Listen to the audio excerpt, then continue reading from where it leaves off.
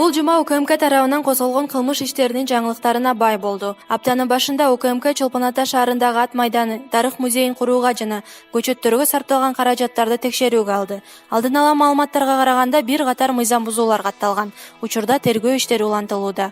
ЖЭБти модернизациялоодогу коррупция фактысы боюнча мурдагы премьер Сапар Исаков айыпталды. Бул иш коомчулукта кызуу талкуу жаратып, социалдык тармактарда ишенбейм деген колдоо акциясы күч алды.